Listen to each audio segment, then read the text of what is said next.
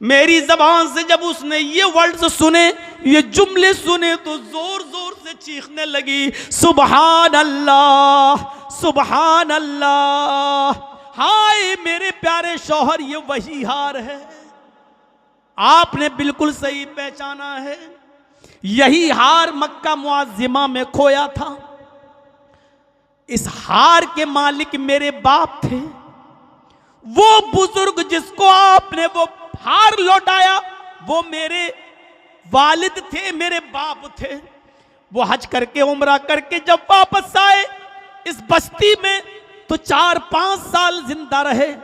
लेकिन वो एक ही जुमला चीख चीख कर कहते थे कि अल्लाह, उस ईमानदार नौजवान को किसी तरह मेरी बस्ती तक पहुंचा दे, किसी तरह मेरे गांव तक पहुंचा दे, किसी तरह उसका इंतजाम मेरी बस्ती तक आने तक कर दे, ताकि मैं अपनी बेटी का निकाह उसके साथ कर दूं।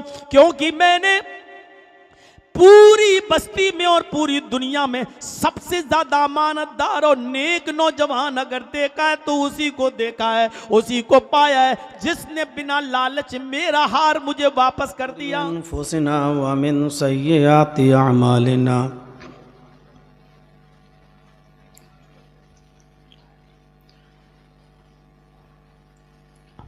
मन यहदिहिल्लाहु फला मुज़िल्ल लह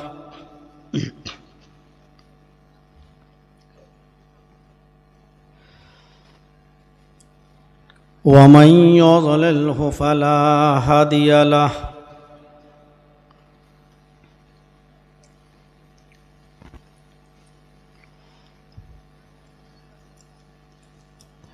व अशहदु अल्ला इलाहा इल्लल्लाहु वहदहु ला शरीक लह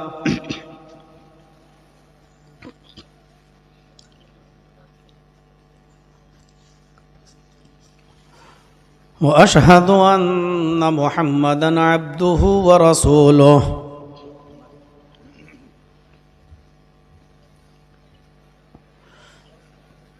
अम्मा बाद,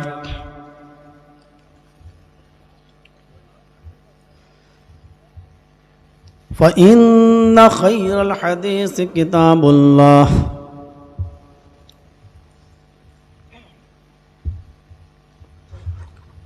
व खैरल हदी हदी मुहम्मदिन सल्लल्लाहु अलैहि वसल्लम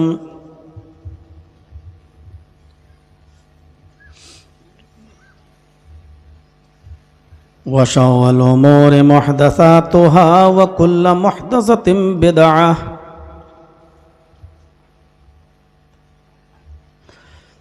व कुल्लु बिदअतिन ज़लालह व कुल्लु ज़लालतिन फिन्नार।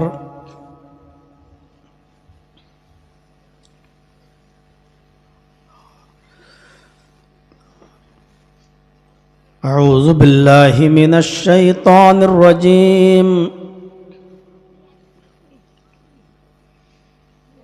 बिस्मिल्लाहिर रहमानिर रहीम।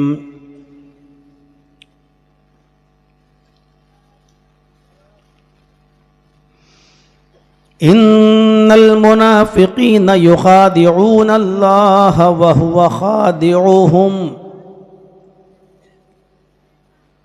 व इज़ा क़ामू इलस्सलाति क़ामू कुसाला।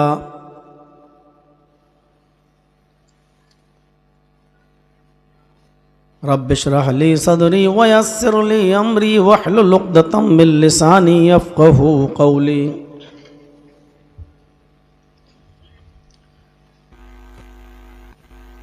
सदर मुहतरम फ़ज़ीलतुश शेख मौलाना इसराइल सलफ़ी हफ़िज़हुल्लाह,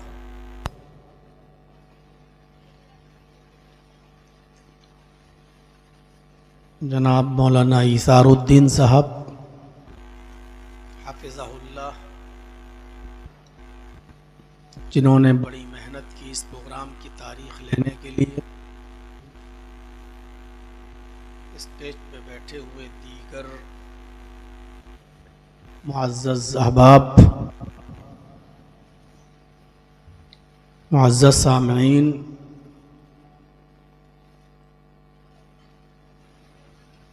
मुअज़्ज़ज़ सामिआत,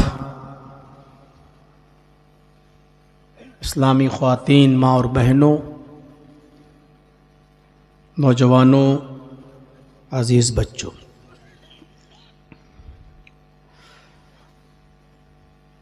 सर्दियों की इस ठंडी रात में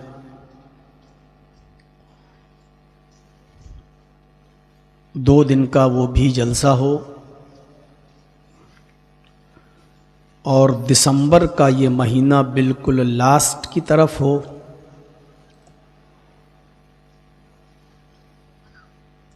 तो हम उसकी बरूदत और ठंड का एहसास कर सकते हैं। और आम तौर पर 2 दिन के जलसों में पहले दिन का जलसा कुछ फीका ही होता है और असल जलसा जो होता है वो दूसरे दिन का कामयाब जलसा कहलाता है।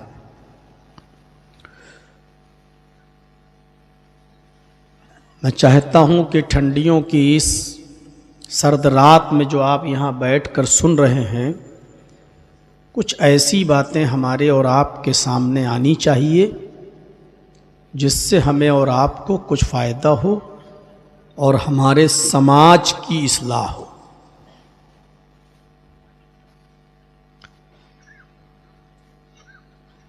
कुरान करीम की जो आयत मैंने आपके सामने तिलावत की है,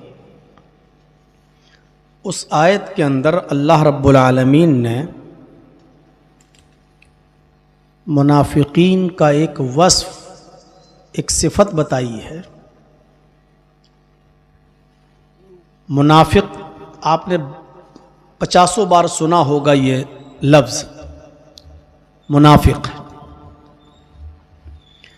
मुनाफिक को मैं सही भाषा में अगर आपको समझाऊं सही तरीके से, तो उसको आप यूं समझिए, जो ना गैर मुस्लिम होता है ना मुस्लिम होता है,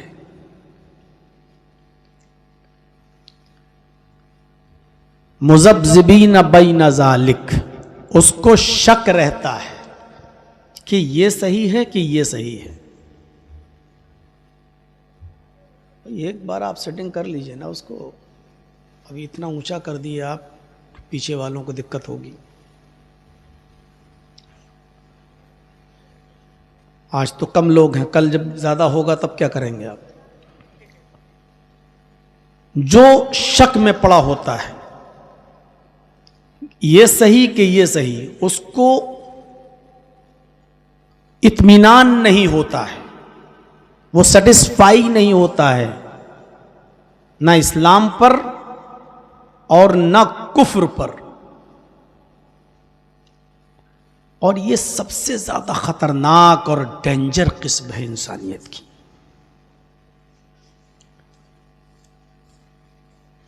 एक तो वो है जो हमारा खुला हुआ दुश्मन है,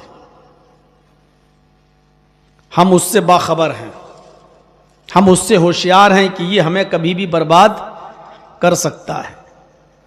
और एक वो होता है जो दुश्मन तो है लेकिन उसकी चाल इतनी खतरनाक होती है कि हमको पता नहीं होता है, वो हमारी ही कश्ती में बैठकर तोड़ने की कोशिश करता है, वो हमारे ही समाज में घुसकर हमसे लेन देन, कारोबार, बिजनेस, शादी ब्याह सब हम लोगों के साथ करेगा, रहेगा, खाएगा, पिएगा, उठेगा, बैठेगा, सोएगा, सब कुछ, लेकिन हमारी जड़ों को कमजोर करने की कोशिश करेगा। ये होता है मुनाफिक। इससे सबसे ज्यादा नुकसान पहुंचता है। वो नमाज भी पढ़ता है, वो रोजा भी रखेगा, हज भी करेगा, उम्रा भी करेगा, दीन की बातें भी करेगा, लेकिन हकीकत में वो दीन पर नहीं होगा। उसकी जबान से हर वक्त अल्लाह अल्लाह रसूल रसूल निकलेगा, वो बड़ी ईमान की बातें करेगा, अल्लाह पर ईमान की बातें करेगा, जन्नत के वजूद की बात करेगा, जहन्नम की बात करेगा, जिन्नात की बात करेगा, कयामत की बात करेगा, लेकिन हकीकत में वो मोमिन नहीं होगा। व मिनन्नासि मन यक़ूलु आमन्ना बिल्लाहि व बिल यौमिल आखिरी व मा हुम बिमुमिनीन। कुछ लोग तुम्हें ऐसे मिलेंगे जो कहेंगे हम अल्लाह पर ईमान रखते हैं, क़यामत के दिन पर भी ईमान रखते हैं, व मा हुम बिमुमिनीन, लेकिन उनकी बातों में मत आना, वो मोमिन नहीं है। उनकी बातों में मत आना, वो मोमिन नहीं है। हम धोखा खा जाते हैं इनसे। कुरान की जो आयत मैंने आपके सामने पढ़ी, अल्लाह ताला ने देखिए उनका एक वस्फ बताया मुनाफिकों का। क्या? इन्नल मुनाफिकीना युखादिऊन अल्लाह व हुवा खादिऊहुम। ये मुनाफिक अल्लाह को धोखा देने की कोशिश करते हैं, हालांकि वो अपने आप को धोखा दे रहे हैं। अल्लाह को धोखा देना चाहते हैं, लेकिन अल्लाह को कोई दुनिया की कोई ताकत धोखा दे सकती है? ये समझ रहे हैं कि अल्लाह धोखे में, हमने अल्लाह को धोखा दे दिया, हालांकि वो अपने आप को धोखा देते हैं। वो मुसलमान है भी नहीं और मस्जिद में आके नमाज पढ़ लिए। वो समझ रहे हैं देखो अल्लाह भी हमें मुसलमान समझ रहा है, अल्लाह भी हमें मोमिन समझ रहा है, लेकिन अल्लाह तो वो है इन्नहु अलीमुम बिज़ातिस सुदूर, जो तुम्हारे सीने के भेदों को भी जानता है, राज को जानता है, वो वाकिफ है तुम्हारे दिल में क्या है। तो इसलिए अल्लाह को तो वो धोखा दे नहीं सकते, अपने आप को धोखा दे रहे हैं। इनका वस्फ क्या है, इनकी सिफत क्या है, इनकी पहचान क्या है? वइज़ा कामू इला सलाति कामू कुसाला। जब नमाज पढ़ने के लिए खड़े होंगे तो काहिली के साथ, सुस्ती के साथ वो नमाज पढ़ेंगे। देखिए मुनाफिक नमाज पढ़ रहे हैं, मुनाफिक भी नमाज पढ़ता है, लेकिन उसकी नमाज की पहचान क्या बताई है? वो नमाज पढ़ने के लिए जब खड़ा होगा तो सुस्ती के साथ वो नमाज पढ़ेगा, काहिली के साथ नमाज पढ़ेगा। कभी जमात के साथ पढ़ेगा, कभी जमात छोड़ के पढ़ेगा, कभी किसी काम में लग गया, उस काम को पूरा कर लें तब जाएंगे नमाज पढ़ने। मसलन दुकान पे हम बैठे हैं, कस्टमर आ गया, अजान भी हो चुकी है, अब कस्टमर को निपटा दें, उसको समझाने में, बातचीत करने में इतना टाइम लग गया कि जब हम मस्जिद में गए तो जमात खत्म हो गई। अब हम अकेले नमाज पढ़ रहे हैं। अजान की आवाज सुनने के बाद कस्टमर को लौटा देना जरूरी है तुम्हारे ऊपर। दुकान बंद करो और मस्जिद में जाओ और जमात के साथ नमाज पढ़ो, यह होना चाहिए था, लेकिन हमने ये नहीं किया। तो नमाज तो पढ़ी लेकिन सुस्ती के साथ। मैच देख लेता हूं, 2 ओवर रह गए हैं, चलो ये खत्म हो जाता है तब जाते हैं। जब मैच खत्म हुआ और जब हम नमाज पढ़ने जाते हैं जमात खत्म हो जाती है। यह है नमाज को सुस्ती के साथ पढ़ना।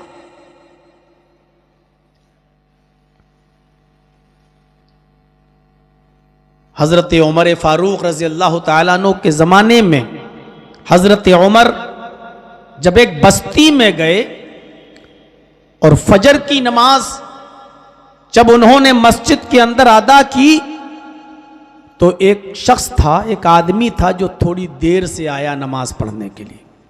फजर की नमाज बतला रहा हूं मैं आपको। एक आदमी थोड़ा देर से आया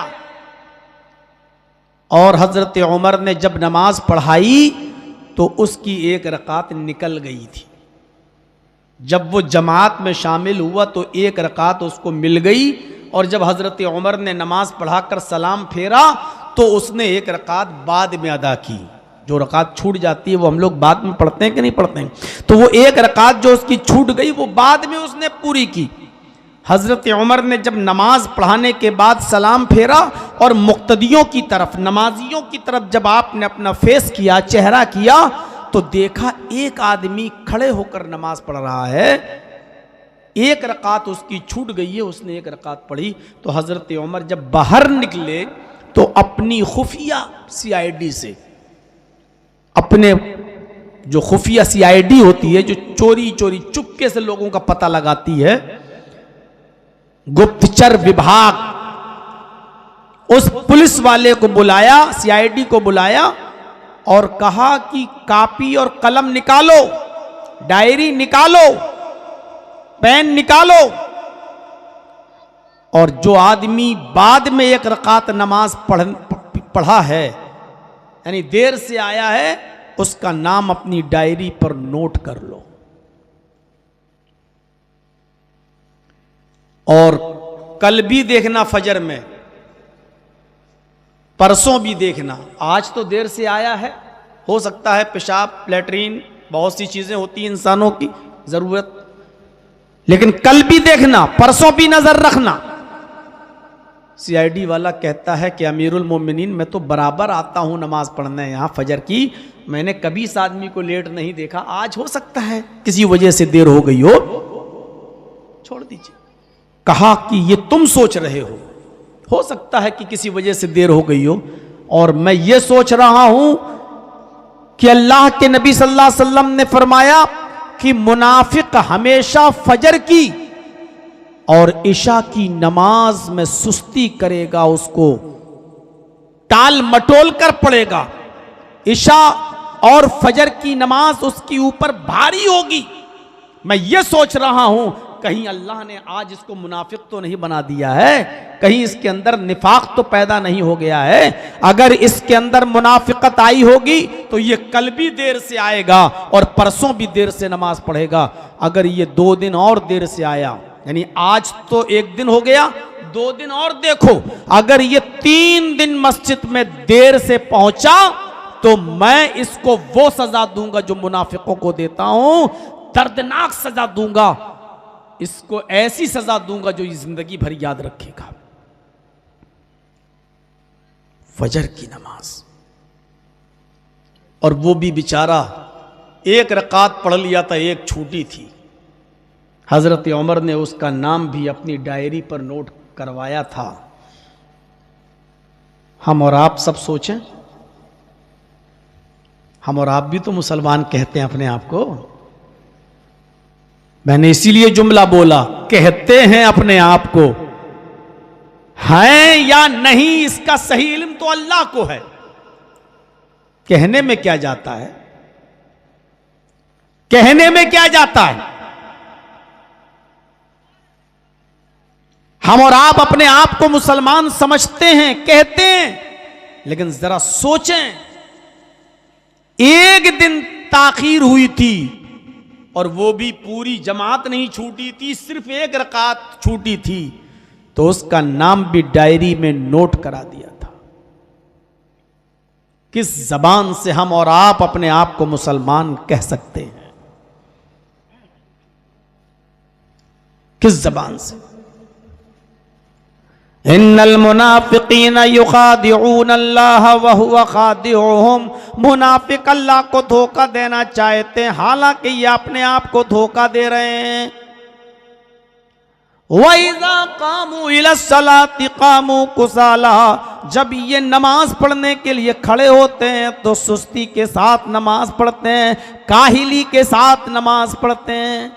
नमाज तो पढ़ते हैं लेकिन टाल मटोल कर, नमाज तो पढ़ते हैं लेकिन सुस्ती के साथ, नमाज तो पढ़ते हैं लेकिन टाइम पे टाइम का ख्याल नहीं रखते। ये मुनाफिकों की पहचान बताई है। और नमाज पढ़ने भी आते हैं, तो दूसरी सिफत क्या बताई, सुनिए। दूसरा वस्फ, युराऊन अन्नास,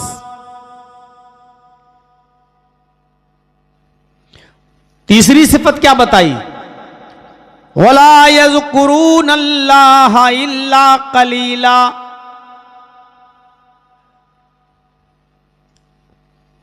ये नमाज पढ़ने खड़े होते हैं तो सुस्ती के साथ, काहिली के साथ, पहली सिफत। और दूसरी सिफत, युराऊन अन्नास, अल्लाह के लिए नमाज नहीं पढ़ते, लोगों को दिखाने के लिए नमाज पढ़ते हैं। जुमे की नमाज नहीं पढ़ेंगे तो मोहल्ले वाले कहेंगे, गांव वाले कहेंगे, अरे वो तो जुमा तक नहीं पढ़ता है। ईद और बकरीद भी अगर हम नहीं जाएंगे तो समाज में रहने वाले कहेंगे कि देखो वो तो ईद की नमाज भी नहीं पढ़ता, वो तो बकरीद की नमाज भी नहीं पढ़ता। अजान हो रही है, मौलाना जर्जी साहब मस्जिद में घुस गए, नमाज पढ़ लो भाई, अजान हो रही, क्यों? अरे अगर नमाज नहीं पढ़ेंगे तो लोग कहेंगे इतना बड़ा मौलवी होके देखो नमाज नहीं पढ़ता। हाजी साहब हज करके आए, दुकान पे बैठे, अजान हुई, दुकान पे चले गए, अरे हाजी साहब नमाज पढ़, जी जी जी, दिल में क्या है, नमाज पढ़ लो, वरना लोग कहेंगे इतनी लंबी दाढ़ी रख के हज करके आया है फिर भी नमाज नहीं पढ़ता। ये सोच मुसलमानों की नहीं, मुनाफिकों की सोच है। युराऊन अन्नास, वो लोगों को दिखाने के लिए नमाज पढ़ते हैं, और लोगों को दिखाने के लिए जो नमाज पढ़ी जाए वो शिर्क है, वो इबादत नहीं है। मन सल्ला युराई फक़द अशरक, जिसने दूसरों को दिखाने के लिए नमाज पढ़ी उसने शिर्क किया। अल्लाह के नबी ने फरमाया, जिसने नमाज में दिखावा किया, दूसरों को दिखाने के लिए नमाज पढ़ी, उसने शिर्क किया। इन चीजों को हम सोचें, ये छोटी छोटी चीजें हैं, इनको जहन में रखें। ये मुसलमान की आदत नहीं है, मोमिन की आदत नहीं है। सुस्ती के साथ नमाज पढ़ना मोमिन की आदत नहीं है। बिहार पूर्णिया के मंझली में, ये अमीन जानता है, हमारे साथ आया है, इसके रिश्ते में मामा लगते हैं, मामा। जब भी मैं जाता हूं तो बेचारे मुझे बुलाते हैं और अपनी दुकान पे बिठाते हैं। अभी बिहार में अतिक्रमण शुरू हुआ, दुकानें तोड़ी गईं, उसमें उनकी दुकान भी शामिल थी। अभी जो बिहार में चुनाव के बाद अभी जो बुलडोजर चले, उनकी दुकान भी तोड़ी गई।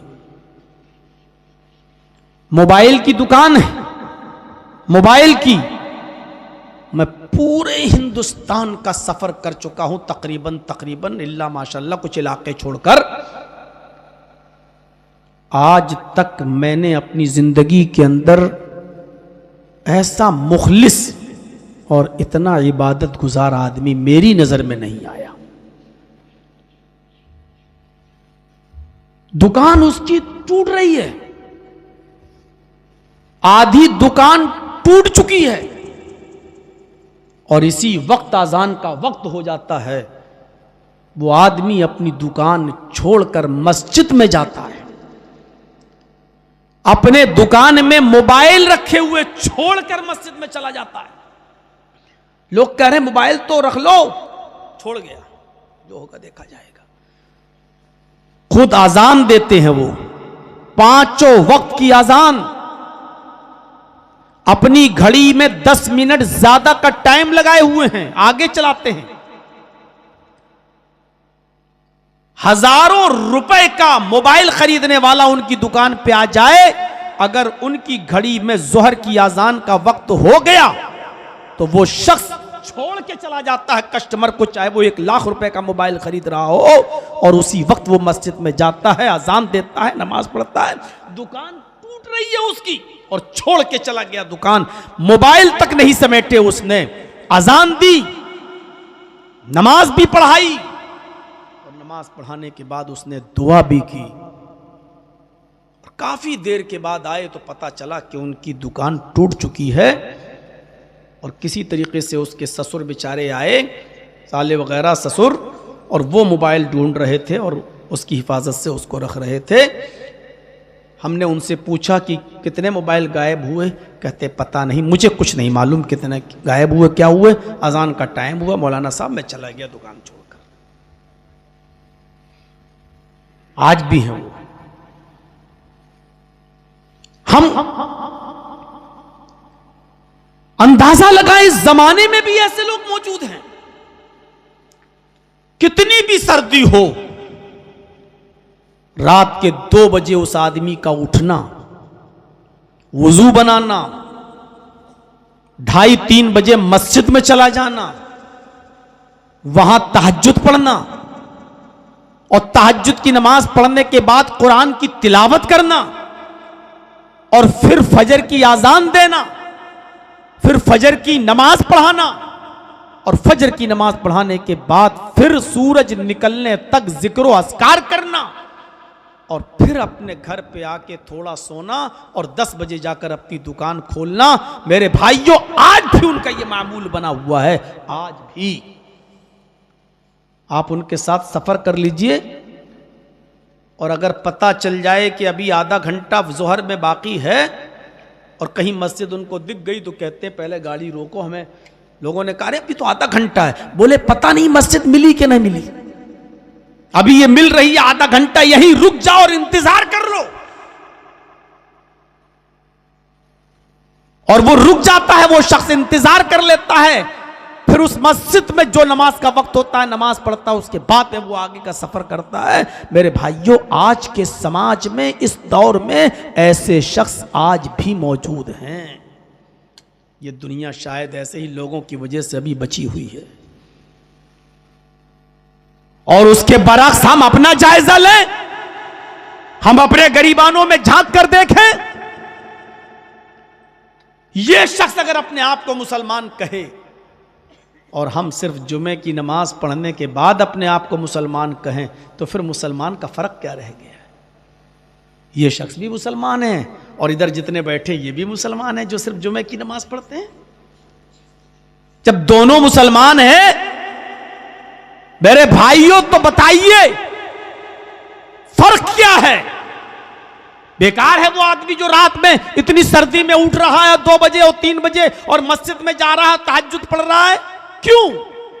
जब जुमे की एक नमाज पढ़ने के बाद भी हम मुसलमान हैं और हमारा इस्लाम बाकी है, तो इतनी मेहनत और इतनी तकलीफें उठाने की क्या जरूरत है हमें और आपको और इस समाज को?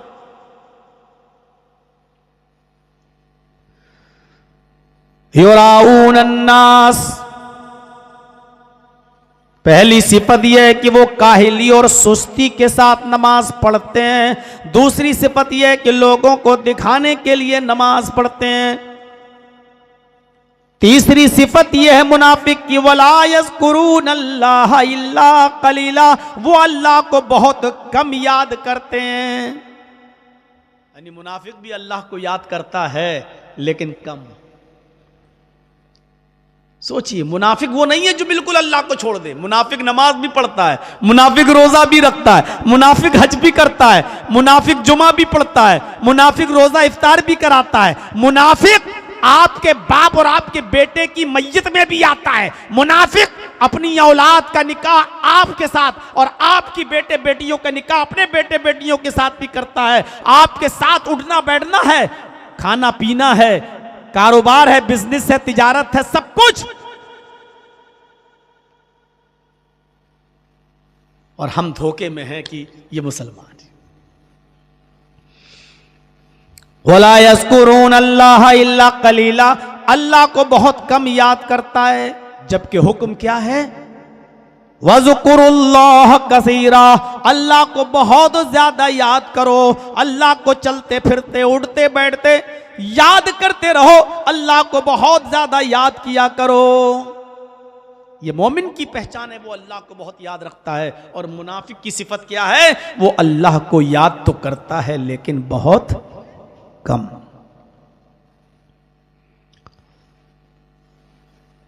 और मुनाफिक, ये तो इबादत का ताल्लुक हो गया, ये बताने के लिए कि मुनाफिक, नमाज पढ़ने वाले को आप ये मत समझना कि पक्का सच्चा मुसलमान है। ये देखना कि ये नमाज वक्त पर पढ़ता है कि नहीं पढ़ता है, टाइम पर पढ़ता है कि नहीं पढ़ता है, ये देखिएगा। मेरे भाइयों, जो आदमी हमेशा जमातें छोड़कर नमाज पढ़ता हो, आप उसको मुनाफिक मत कहिएगा, क्योंकि हमें कहने का हुक्म नहीं है, तो अल्लाह बेहतर जानता है उसके दिल का हाल, कि मजबूरी में छोड़ता है या वैसे छोड़ता है, ये तो अल्लाह बेहतर जाने। लेकिन आप अपने अंदर ये आदत मत डालिए कि हम जमात को छोड़ छोड़ के नमाज पढ़ें, जब मर्जी आई तब पढ़ ली, जब मर्जी आई तब छोड़ दी। अल्लाह के नबी जनाब मोहम्मद रसूलुल्लाह सल्लल्लाहु अलैहि वसल्लम ने फरमाया, मुनाफिक की 3 अलामतें और बताई, जरा सुनिएगा। ये तो कुरान से हो गया, हदीस में आइए क्या है, हदीस सुनिए। नबी हुरैरा रज़ियल्लाहु ताला अन्हु क़ाल क़ाल रसूलुल्लाह सल्लल्लाहु अलैहि वसल्लम आयतुल मुनाफिक़ि सलासतुन इज़ा हद्दस कज़ब व इज़ा वअदा अख़लफ़ व इज़ा तुमिना ख़ान। मुनाफिक की 3 अलामतें हैं। बुखारी और मुस्लिम दोनों की हदीस है, और मुस्लिम में थोड़ा सा इजाफा है। मुस्लिम की हदीस में यह आया है कि ये 3 चीजें जिसके अंदर पाई जाएंगी, व इन सामा व सल्ला व जामा अन्नहु मुस्लिम, ये मुस्लिम के अल्फाज में। ये 3 चीजें जिसके अंदर, अभी बतला रहा हूं वो 3 चीजें, ये 3 बातें, ये 3 चीजें जिसके अंदर पाई जाएंगी, व इन सामा, कितना ही बड़ा रोजेदार हो वो, कितने भी रोजे रखता हो, व सल्ला, कितना बड़ा भी नमाजी हो वो, चाहे कितना बड़ा नमाजी हो, चाहे कितना बड़ा रोजेदार हो, अगर ये 3 चीजें उसके अंदर पाई जा रही हैं तो वो मोमिन नहीं है, वो मुनाफिक है। और मुनाफिक से बहुत होशियार रहने की जरूरत है। वो 3 चीजें क्या है? इज़ा हद्दस कज़ब, जब बात करेगा तो झूठ बोलेगा। मौलाना साहब, ये तो पहली सिफत हमारे अंदर पाई जाती है। अरे इन तीनों में से कोई एक भी पाई जाती है तो मुनाफिक। हम तीनों गिना रहे हैं, जरा गिनिएगा और फिर सोचिएगा कि तीनों में से एक है या 2 है या तीनों है हमारे अंदर। इज़ा हद्दस कज़ब, जब बात करेगा तो झूठ बोलेगा, पहली चीज। वइज़ा वादा अख़लफ़, जब किसी से वादा करेगा तो उस वादे की खिलाफ वर्जी करेगा, उस वादे को पूरा नहीं करेगा। 2, वइज़ा तुमिना खाना, जब उसके पास कोई अमानत रखी जाएगी तो वो अमानत में खयानत कर लेगा, अमानत को लौटाएगा नहीं, वापस नहीं करेगा। ये 3 चीजें जिसके अंदर पाई जाएंगी वो मोमिन मुसलमान नहीं है, वो मुनाफिक है। झूठ बहुत बुरी चीज है। जब इंसान बंदा झूठ बोलता है तो उसके मुंह की बदबू से फरिश्ता 1 मील दूर भाग जाता है। कहीं कहीं झूठ जायज भी है, लेकिन वो मौके दूसरे हैं। तलाक की नौबत आ रही है। आप जानते हैं कि मेरी बीवी हमसे जुदा हो रही है, लेकिन आप झूठ बोलकर ये जानते हैं कि अगर ये झूठ बोल दूंगा तो वो रुक जाएगी, नहीं जाएगी। तो अपनी बीवी को रोकने के लिए और खुश करने के लिए अगर झूठ बोलकर ये उम्मीद है कि वो रुक सकती है और तलाक नहीं लेगी, तो ऐसी सूरत में झूठ बोला जा सकता है। तलाक को रोकने के लिए, अपनी बीवी को खुश करने के लिए झूठ बोलना जायज है। इसी तरीके से 2 भाई लड़ गए आपस में, सगे भाई नहीं, 2 मुसलमान आपस में लड़ गए, जानी दुश्मनी, वो इसको नहीं देखना चाहता, वो इसको नहीं देखना चाहता, दोनों एक दूसरे के कट्टर दुश्मन। लेकिन जर्जीस साहब चाहते हैं कि वो दोनों एक हो जाएं। जर्जीस साहब के पास ऐसा कोई रास्ता नहीं है, समझा समझा के थक गए लोग, लेकिन वो दोनों एक नहीं हुए, वो दोनों एक नहीं हुए, मानते ही नहीं। लेकिन जर्जीस साहब ने सोचा कि अगर इन दोनों के सामने झूठ बोला जाए तो इस झूठ से ये दोनों मिल सकते हैं। अगर उम्मीद है कि यहां इन दोनों से झूठ बोलकर अगर इन दोनों को मिलाया जा सकता है और वो दोनों मिल सकते हैं, तो उन दोनों को मिलाने के लिए, उन दोनों को एक करने के लिए झूठ बोलना जायज है।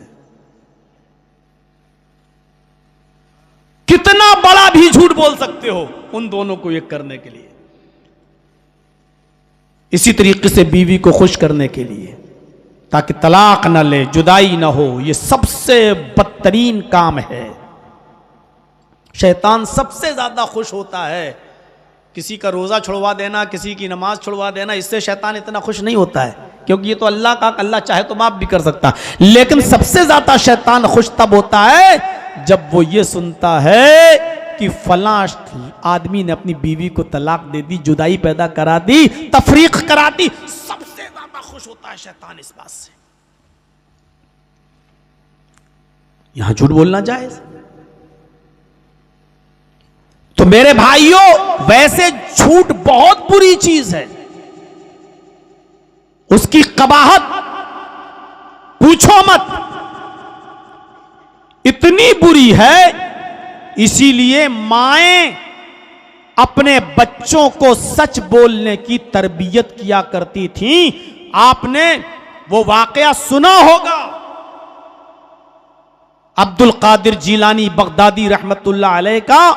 आज जिनके नाम पर बहुत सी जगहों पर बिरयानी की डेगें खाई जाती हैं, 11वीं मनाई जाती है। मेरे भाइयों, तसव्वुर करें, ये जब 12 साल के थे और अपने गांव के, मोहल्ले के, शहर के लोगों के साथ निकले, इनको कहीं जाना था तो काफिले के साथ निकले, और जब काफिला बहुत आगे बढ़ गया, एक जंगल से गुजर रहा था, तो डाकुओं ने उस काफिले पर हमला कर दिया और सारा उन काफिले वालों का माल लूट लिया, छीन लिया उनसे। एक छोटा सा बच्चा एक तरफ खड़ा था, अब्दुल कादिर जिलानी। एक डाकू उनके पास आता है और कहता है, हे बच्चे, तेरे पास भी कुछ है? बच्चे ने कहा, हाँ है मेरे पास। कहा क्या है? कहा 40 अशरफियां हैं मेरे पास। कहाँ हैं? उसने कुर्ता खोला पंजाबी और अस्तर फाड़ा और कहा, देखो यहां मेरी मां ने रख दी है। निकाला तो गिना तो 40। चोरों का सर। डाकू कहता है, अरे इतनी गहराई में, इतने अंदर ये अशरफियां रखी हुई थी, यहां तो हम पहुंच भी नहीं सकते थे, और बच्चा समझ के तुझे छोड़ भी देते। तूने मुझे सच क्यों बता दिया? अब तो ये 40 अशरफियां तुझे नहीं मिलेंगी। तूने सच क्यों बोल दिया? जब ये छिपी हुई थी और कोई तुझसे पूछ भी नहीं रहा था, तो तूने क्यों बता दिया? उस बच्चे ने जो जवाब दिया वो सुनिए। जवाब देता है वो बच्चा कि मेरी मां ने इन 40 अशरफियों को मेरे दामन के अस्तर में सिल दिया था, और चलते वक्त मुझसे ये कहा था कि बेटे, हालात चाहे कितने खराब हों, चाहे कितने नागुफ्ताबे हालात हों, चाहे कितने खराब हालात हों, कोई भी पोजीशन हो, किसी भी कंडीशन में, अरे मेरे बेटे तुम झूठ मत बोलना। चलते वक्त मेरी मां ने ये मुझे नसीहत की थी। डाकू पर बड़ा असर पड़ा कि ये बच्चा अपनी मां का कितना कहना मानता है। वो अपने सरदार के पास ले गया। सरदार ने ये पूरी बात सुनी तो चीख पड़ा, या अल्लाह, ये बच्चा अपनी मां की इतनी बात मानता है, इतने नाजुक मोड़ पर, और ऐसी बैड कंडीशन में भी झूठ नहीं बोला। हमारी तो पूरी जिंदगी चोरी में और डकैती में गुजर गई, लूटमार में गुजर गई, धोखाधड़ी में गुजर गई, मेरा क्या होगा? डाकुओं के सरदार ने सबका लूटा हुआ माल वापस कर दिया, इस बच्चे को भी इसकी अशरफियां दे दी, और सारे चोरों ने और डाकुओं ने उस वक्त तौबा कर ली और वो सच्चे नेक बंदे बन गए। मेरे भाइयों, एक बच्चे को सच बोलने पर मजबूर करने के लिए उसकी मां ने प्रेरित किया था, उसकी मां ने उकसाया था। क्या माएं थी उस जमाने की जो अपने बच्चों को ऐसी ट्रेनिंग और ऐसी तरबियत दिया करती थी। आज हम अपनी मां और बहनों के बारे में सोचें कि वो अपने बच्चों को क्या ट्रेनिंग देती हैं, और उनकी लड़कियां और उनकी बेटियां और बेटे आज क्या ट्रेंड लेकर उठ रहे हैं, क्या सीख रहे हैं। Mother's lap is first college for children. मां की गोद ये बच्चे का पहला मदरसा, पहली यूनिवर्सिटी होती है। अगर बच्चा अपने मां की गोद से अच्छी तरबियत लेकर नहीं निकला, अच्छी तरबियत लेकर नहीं बाहर आया, अच्छी तरबियत हासिल न कर सका, तो दुनिया की किसी यूनिवर्सिटी में वो अच्छी तरबियत हासिल नहीं कर सकता। एमए और पीएचडी करने वाले, एमबीबीएस करने वाले बड़े बड़े डॉक्टरों को आज भी आप देखिए, स्कूलों में और कॉलेजेस में पढ़ने के बाद भी उनको इतनी तमीज नहीं आई कि सड़क पर पेशाब कैसे करना चाहिए। पैंट की चेन खोलकर खड़े होकर पेशाब करने वालों को आपने आज भी देखा जा सकता है। मेरे भाइयों, कॉलेजेस और यूनिवर्सिटियां आपको किताबें तो पढ़ा सकती हैं, लिखना तो सिखा सकती हैं, लेकिन तरबियत नहीं दे सकती। तरबियत मां की गोद से मिलती है। एक सहाबिया के घर में जब बच्चा पैदा हुआ, वो बच्चा जब पेशाब करता था, मां उसकी शर्मगाह पर पानी का लोटा डाल देती थी, पानी डाल देती थी। जब भी बच्चे ने पेशाब किया, उसकी मां उसकी शर्मगाह पर पानी डाल देती थी। जब बच्चा चलने के लायक हुआ, पहला दिन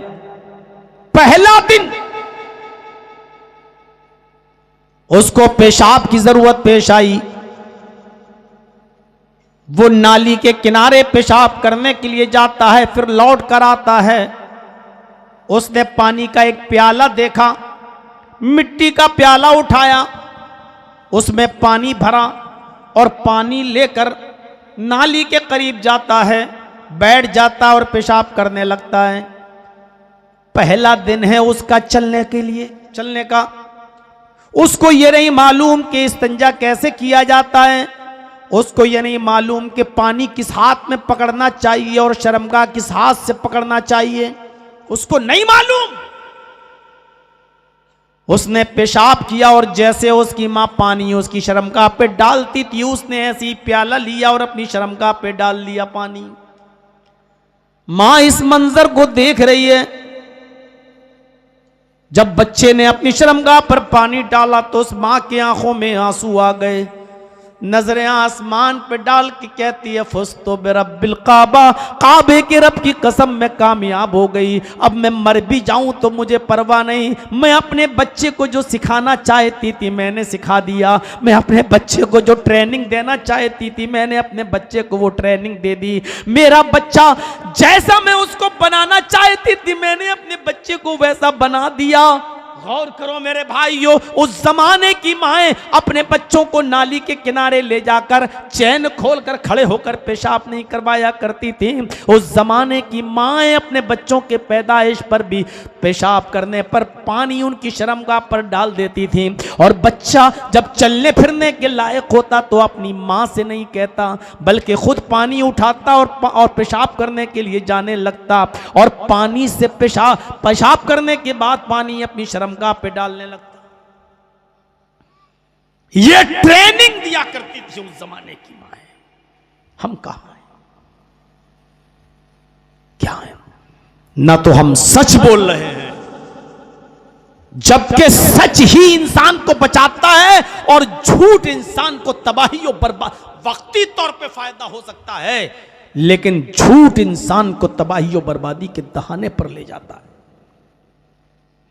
हजरत अली रजी अल्लाह ताला अन्हु के जमाने में एक आदमी ने एक पहाड़ के दामन में एक बकरी को ज़िबा किया। बकरी, वो कसाब था। आपके यहां पर भी बहुत से लोग बकरियां काट कर ज़िबा करके गोश्त बेचते होंगे, मटन वगैरह। वो कसाब था, बकरी का गोश्त बेचने वाला था। वो जंगल में पहाड़ के दामन में बकरी को ले गया और वहां उसने बकरी को ज़िबा किया। बकरी का खून छुरी में लगा हुआ है, बकरी का ब्लड खून छुरी में लगा हुआ है। अभी वो ज़िबा कर ही रहा था, खून बह रहा था बकरी का। इतने में झाड़ी से, जो झाड़ी थी पहाड़ के दामन में, वहां से किसी आदमी के चीखने की आवाज आई। इस आदमी ने देखा कि कोई आदमी परेशान है। इसने जल्दी से बकरी को वहीं छोड़ा, ज़िबा तो कर चुका था, और छुरी अपने हाथ में लिए हुए भाग गया झाड़ी की तरफ। उसने झाड़ी को जैसे ही उन दरख्तों को हटाया, झाड़ी को जो अपने दोनों हाथों से फैलाया, क्या देखता है कि एक आदमी की लाश पड़ी हुई है और ताजा ताजा खून उसका बह रहा है। यह आदमी उस लाश को देखता है, ताजा खून देखता है, आदमी तड़प रहा है, गर्दन कट चुकी है, इस आदमी के हाथ में छुरी है। ये सोच रहा था कि या अल्लाह, अगर इस हाल में मुझे यहां किसी ने देख लिया तो यही समझेगा कि इस आदमी का कत्ल मैंने किया है, क्योंकि मेरे हाथ में छुरी है। अब ये सोच ही रहा था कि जैसी उसने उस आदमी के ऊपर से अपनी नजर हटाई और छुरी पर नजर रखी, तो क्या देखता है कि मेरे पीछे पुलिस खड़ी है, मेरे पीछे पुलिस खड़ी है, और पुलिस ने इस आदमी को छुरी के साथ पकड़ लिया। इसने कहा कि भाई मैं इस आदमी का कातिल नहीं हूं। पुलिस ने जवाब दिया कि तुम मौके वारदात पे मौजूद हो, गर्दन कटी पड़ी है, तुम्हारे हाथ में छुरी है और छुरी में खून भी लगा हुआ है, और लाश के पास तुम मौजूद हो। अब झुठलाने की कोई भी वजह नहीं है, जितना झूठ बोलोगे उतना फंसते जाओगे। उसने कहा मैं कसाब हूं, मैं कसाई हूं, गोश्त बेचता हूं, इस छुरी में बकरी का खून लगा हुआ है, मैंने यहां बकरी ज़िबा की है। पुलिस वालों ने उस बकरी को देखा, कहा कि तुम बहुत माहिर कातिल हो, एक्सपर्ट हो, तुमने सबूत मिटाने के लिए बकरी को यहां लाए हो, और इस आदमी का मर्डर भी तुमने किया और बकरी को भी ज़िबा तुमने किया, ताकि पकड़े जाएं तो ये कह सको कि मैंने बकरी ज़िबा की है, उस आदमी को नहीं मारा। यहां तुम्हें कोई और बंदा दिखाई दे रहा है, किसी और के पैरों के निशान तुम्हें दिखाई दे रहे हैं, कौन है? तुम्हारे अलावा कोई नहीं। आदमी तड़प तड़प के मर गया, चीखा और उसकी चीख की आवाज तुम्हारे कानों में आई, और मौके वारदात पे तुम मौजूद हो, किसी के जाने की आवाज भी नहीं, किसी के पैरों के निशान भी नहीं, और तुम कह रहे हो ये कत्ल मैंने नहीं किया। चलो तुम्हारा मुकदमा चलेगा। मुकदमा चला, हजरत अली के सामने बात आई, पूरी बातें पुलिस वालों की सुनी और इस आदमी की भी सुनी, लेकिन हजरत अली को भी ये लगा कि यही आदमी कातिल है। क्यों? किसी दूसरे आदमी के पैरों के निशान नहीं मिल रहे हैं, मौके वारदात पे ये मौजूद है, पुलिस वालों ने इसको लाश के पास देखा है, इसके हाथ में छुरी भी है और छुरी में लगा हुआ खून भी है। उस जमाने में साइंस ने इतनी तरक्की नहीं की थी कि छुरी में लगे हुए खून को लेबोरेटरी पे ले जाकर उसकी पहचान कराई जाए कि ये इंसान का है या किस जानवर का है। उस जमाने में साइंस ने इतनी तरक्की नहीं की थी। हजरत अली ने भी फैसला सुनाया कि नहीं, तुम ही कातिल हो और तुम्ही को सजा दी जाएगी। जुमे का दिन आ गया, कत्ल के लिए इस आदमी को ले जाया गया, भीड़ लग गई, सजा सबके सामने दी जाती थी, अकेले में नहीं। आज भी सऊदी वगैरह में जब किसी को सजा दी जाती है तो सबके सामने दी जाती है ताकि लोगों में डर पैदा रहे, बना रहे। इस आदमी को ले जाया गया, मजमा जमा हो गया, जल्लाद तलवार लेकर आ गया, इस आदमी को बिठा दिया गया, गर्दन नीचे कर दी गई और कहा गया जल्लाद से, इस आदमी की गर्दन उड़ा दो। जो पब्लिक देख रही थी, उसी आवाम में, उसी पब्लिक में एक आदमी चीखते हुए कहता है, अय अली रुक जाओ, अय अमीरुल मोमिनीन रुक जाओ, इस आदमी को कत्ल न करो, ये कातिल नहीं है, इस आदमी ने कत्ल नहीं किया है। हजरत अली ने कहा रुक जाओ, इधर आओ, तुम्हें कैसे मालूम कि इस आदमी ने कत्ल नहीं किया? कहा मैं जानता हूं, ये तो कसाब है, बकरी का गोश्त बेचने वाला है, ये कातिल नहीं है। हकीकत में इस आदमी की छुरी में बकरी का खून लगा हुआ था, किसी आदमी के कत्ल का नहीं। हजरत अली ने कहा कि तुम कैसे ये बता सकते हो?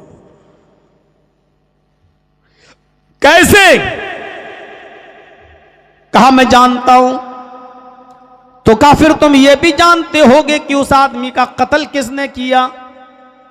इस आदमी ने कहा जी मैं ये भी जानता हूं कि असली कातिल कौन है। हजरत अली ने कहा तुम्हारी चश्मदीद गवाही बेगुनाह को बचा सकती है और असली मुजरिम को सजा दिलवा सकती है, इसलिए जल्दी बताओ कि तुमने किस आदमी को कत्ल करते हुए देखा है। उसने कहा अमीरुल मोमिनीन असली कातिल मैं ही हूं,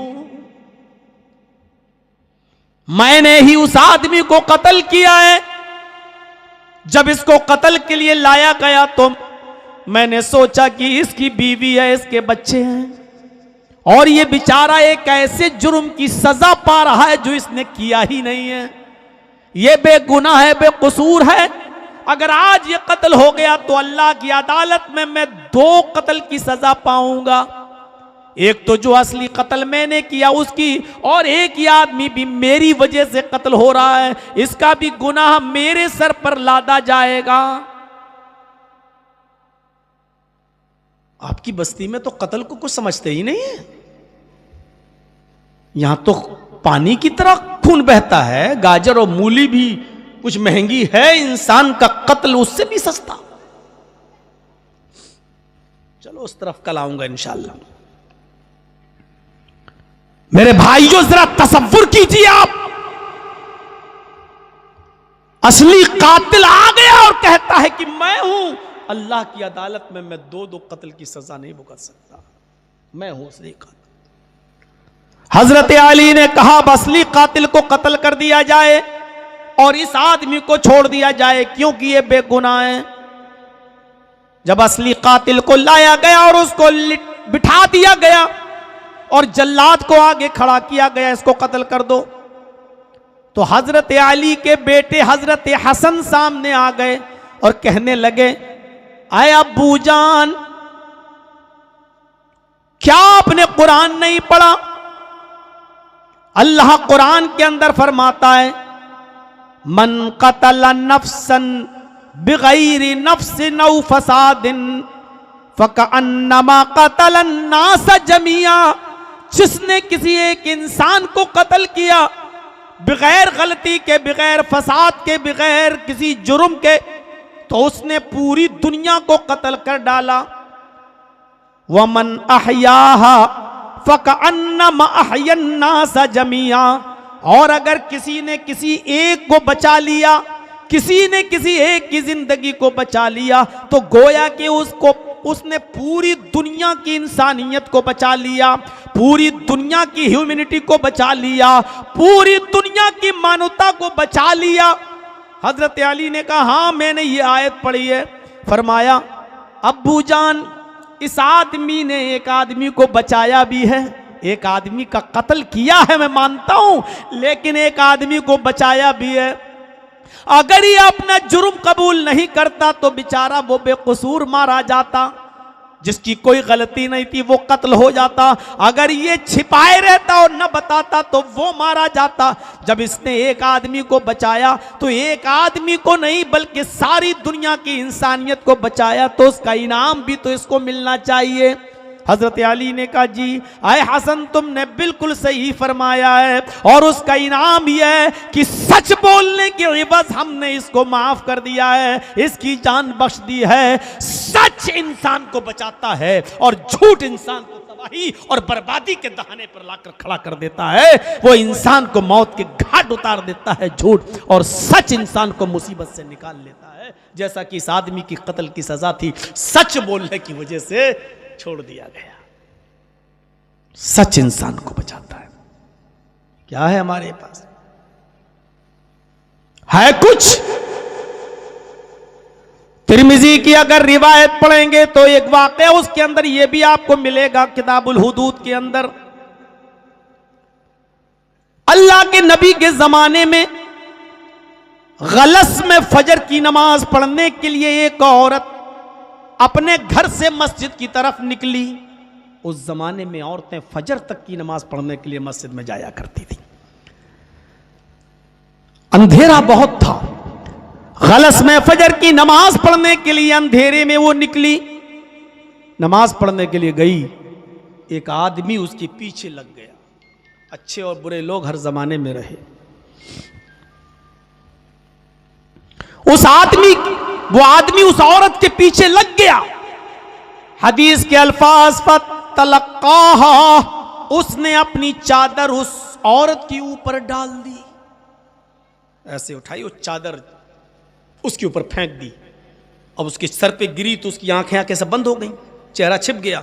उसने उस चादर को पकड़ के खींचा और उस औरत को तन्हाई में ले गया। तिरमिजी के अल्फाज फ़क़ज़ा हाजतहू, उसने उसके साथ अपनी मनमानी पूरी की, उससे अपनी जरूरत पूरी की, यानी बुरा काम उसके साथ उसने कर लिया। जिना करने के बाद फिर वो वहां से भागा। उस आदमी को भागते हुए जब इस औरत ने देखा, फसाहत, तो वो चीखी, वो चिल्लाई। उस औरत की चीखने की आवाज सुनकर कुछ लोग और दौड़े उस आदमी के पीछे। तो जब वो औरत चीखी तो उसकी आवाज सुनकर एक आदमी सबसे पहले निकला। वो भागने वाले आदमी के पीछे पीछे भागने लगा। इतने में 4, 5, 10, 15 आदमी और निकले, वो इस आदमी के पीछे भागने लगे। कैफियत देखिए क्या हुई। आहा, सुनिए, ये वाकया तो मुझे बहुत से लोगों में सुनाना था, लेकिन चलो जब ज़िम्नन आ गया तो सुना दिया। मेरी मां बहनें सुने। औरत ये भागा बुरा काम करके, ये चीखी, इसकी चीखने की आवाज करीब में किसी आदमी ने सुनी, वो भी निकला। उसने किसी को भागते हुए देखा तो ये उसके पीछे पीछे भागा, और उसके बाद जो 10-15 आदमी और निकले वो इसके पीछे पीछे भागने लगे। वो समझे कि ये आदमी है जो भाग रहा है, ये मुजरिम है। आगे वाला आदमी अली गलियों में घुसते हुए गायब, और जो उसके पीछे भाग रहा था 10-15 लोग उसके पीछे भागे, उसी को पकड़ लिए। अब वो आदमी कहता, अरे मुझे छोड़ो, मुझे क्यों पकड़ रहे हो, मैं तो खुद किसी को पकड़ने के लिए दौड़ रहा हूं। अब ये कहते हैं, अच्छा जब पकड़ा गया तो कोई और याद आ रहा है, भाग चल। उसने कहा, अल्लाह की कसम मैंने जिना नहीं किया, उस औरत की इज्जत व आबरू मैंने नहीं लूटी। इन्होंने कहा, तो फिर डरते क्यों हो, जब नहीं लूटी तो चलो उस औरत के पास, वो औरत तुम्हें देखकर खुद ही बता देगी कि तुमने उसके साथ जिना किया कि नहीं किया, उसकी इज्जत लूटी कि नहीं लूटी। चलो, कहने लगा, चलो जब मैंने कुछ जुर्म ही नहीं किया तो डर किस बात का। गया। इन लोगों ने उस आदमी को उस औरत के सामने पेश किया, पूछा, बहन गौर करो, ये आदमी भाग रहा था, मैंने इसको पकड़ लिया, गौर से देखो क्या ये वही है। उस औरत ने उसको गौर से देखा। गौर से देखने के बाद चीख उठी, वल्लाही हुआ हाजा, अल्लाह की कसम वो यही है। देख रहे हैं, हालांकि असल मुजरिम ये नहीं है, लेकिन वो औरत कहती है वल्लाहि हुआ हाज़ा, अल्लाह की कसम ये वही है। उस आदमी ने कहा बहन तुम्हारी इस गवाही से मेरी क्या। चुप, अब बहन कह रहा है। इज्जत लूटते वक्त बहन कहां चली गई थी, अब बोल रहा है। लोगों ने इसको पकड़कर जनाब मुहम्मदुर रसूलुल्लाह के पास पेश किया। अल्लाह के नबी सल्लल्लाहु अलैहि वसल्लम ने उस औरत को भी बुलाया। 10-15 लोग जिन्होंने इस आदमी को पकड़ा उनको भी बुलाया। पूछा इन 10 लोगों से 15, तुमने किस आदमी को पकड़ा भागते हुए? कहा इसको। अच्छा। उस औरत से पूछा कि तुम्हारे साथ गलत काम किसने किया? उस औरत ने कहा इसने। अब उस आदमी से भी पूछा गया। यही अदालत का तरीका है। आपको भी अपनी सफाई में पेश करने का, अपनी बात रखने का पूरा अधिकार है। अब आपने कहा लोगों उस आदमी से, देखो 15-10 आदमी तुम्ही को बता चुके हैं कि मैंने भागते हुए तुम्हें पकड़ा।